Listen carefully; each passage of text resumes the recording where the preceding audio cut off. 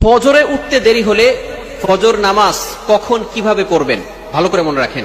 অনেক সময় আমরা নামাজ পড়ি, 5 ওয়াক্ত নামাজই পড়ি, ফজরের নামাজও পড়ি, কিন্তু অনেক সময় ফজর নামাজে উঠতে লেট হয়ে যায়। এই নামাজটা কখন কিভাবে পড়বেন? বর্তমান সময় ইয়াং জেনারেশন এমন ভাবে মোবাইলের পিছনে পড়েছে যে তারা সারা রাত ধরে মোবাইল ইউজ করে, রাত 1টা 2টা 3টা পর্যন্ত মোবাইল ইউজ করতে থাকে। অ্যান্ড্রয়েড ফোনে অশ্লীল ভিডিও এবং মুভি নাটক দেখতে দেখতে দেখা যাচ্ছে তারা ফজরের নামাজ আর পড়তে পারে না। তাদের ঘুম থেকে উঠতে উঠতে 7টা 8টা 9টা 10টা বেজে যায়।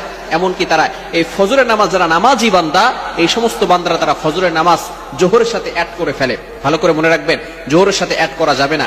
যারা 5 ওয়াক্ত নামাজ পড়ে, ফজরের নামাজ পড়ে, হঠাৎ করে যদি একদিন দেখা গেল যে সে উঠতে পারে নাই, সে ঘুমিয়েছিল, এই ক্ষেত্রে সে কি করবে? হাদিসের ভিতরে আসছে, বুখারী শরীফের 597 নম্বর হাদিসে রয়েছে, আল্লাহ রাসূল সাল্লাল্লাহু আলাইহি সাল্লাম বলে দিয়েছেন, মান নামা আন সালাতিন, যে ব্যক্তি সলাতের ব্যাপারে এবং ভুলে যায়, আও নাসিয়াহা, যদি ভুলে যায় যে সে ফজরের নামাজ পড়ছে কি পড়ে নাই, আসরের নামাজ পড়ছে কি পড়ে নাই, জোহরের নামাজ পড়েছে কি পড়ে নাই, এটা যদি সে ভুলে যায়, অথবা যদি সে ঘুমিয়ে থাকে, এই ক্ষেত্রে যখনই তার স্মরণ হবে, ফালইউসাল্লিহা ইদা যাকারাহা, যখনই তার স্মরণ হবে তখনই সে নামাজ পড়ে নিবে। এই ক্ষেত্রে যদি আমরা ফজরের নামাজ দেরি করে ফেলি, উঠতে না পারি, যখনই আমরা ঘুম থেকে উঠব তখনই আমরা ফজরের নামাজ পড়ে ফেলবো, যদি মামনু, নিষিদ্ধ সময় না হয়। অর্থাৎ যখন সূর্য উদয় হয় এই সময় নামাজ পড়া যাবে না, নামাজ পড়া হারাম। সূর্য উঠে যাওয়ার পরে আপনি যখনই উঠবেন, ঘুম থেকে উঠার পরেই আপনি নামাজটা পড়ে নেবেন। ভালো করে মনে রাখবেন, অনেকে আছে আমরা মনে করি যে এখন তো নামাজ পড়তে পারি নাই, জোহরের সাথে আমরা অ্যাড করে নিব।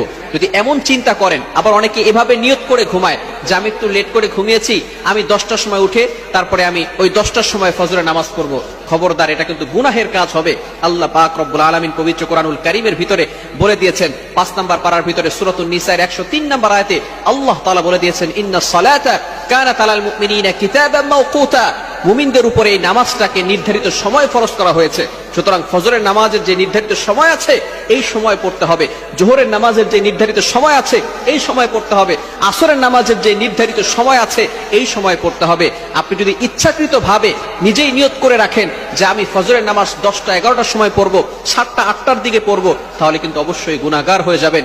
এজন্য আমরা যখনই ঘুম থেকে উঠে যাব, যদি নিষিদ্ধ সময় না হয় তাহলে আমরা ওই সময় নামাজ পড়বো। আর নামাজের জন্য আমরা সবসময় যত্নবান থাকবো। ধরুন আপনি ফজরের নামাজ পড়তে পারলেন না, যদি জোহরের আগেই আপনি ইন্তেকাল করেন, তাহলে কিন্তু এই ফজরের নামাজের ব্যাপারে আল্লাহ তাআলার কাছে জবাবদিহি করতে হবে। আল্লাহ তাআলা আপনাকে ছাড় দিবেন না, আমাকে ছাড় দিবেন না। এজন্য নামাজের ব্যাপারে কখনো আমরা অবহেলা করব না। মিফতাহুল জান্নাতিস সালাহ, prayer is the key to heaven. নামাজ হচ্ছে বেহেশতের চাবি। এজন্য আমরা সবসময় নামাজের প্রতি থাকবো, আমরা সবসময় নামাজের প্রতি উদাসীন থাকবো না, নামাজের প্রতি যত্নবান থাকবো। আল্লাহ তাআলা আমাদের সকলকে এই বিষয়গুলো বুঝে আমল করা তৌফিক দান করেন। সকলে বলেন আমিন।